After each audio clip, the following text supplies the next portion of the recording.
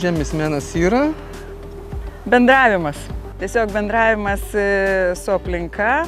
Kaip kiti galvoja, kad žemės menas tai yra sukurti tik kūrinį. Tai yra tik tai... Ir filosofija tai yra. Vienas kaip ir procentas tai yra tas kūrinys. O realiai čia yra ilgas procesas, kuris mus labai žavi, nes... Ir vargina, ir žavi. Nes tai yra toks nepastovus, ištisai kintantis.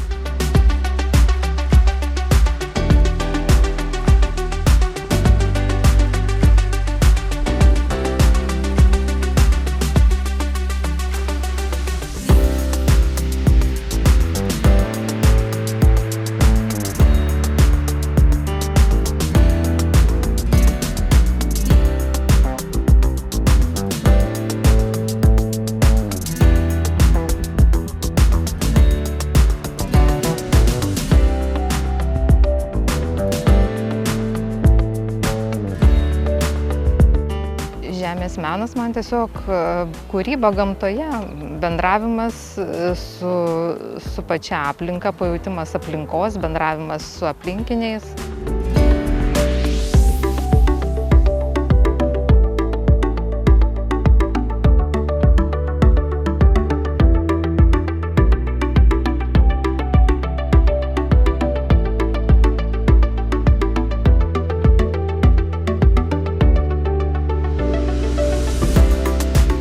Pirma, žemės menas yra energija, energijos keitimas. Imu energiją ir grąžinu kūrinio pavidalu. Ir antra, aš galiu kalbėti per savo kūrinį, aš galiu kalbėti apie gamtos grožį, apie gamtos išsaugojimą, tausojimą.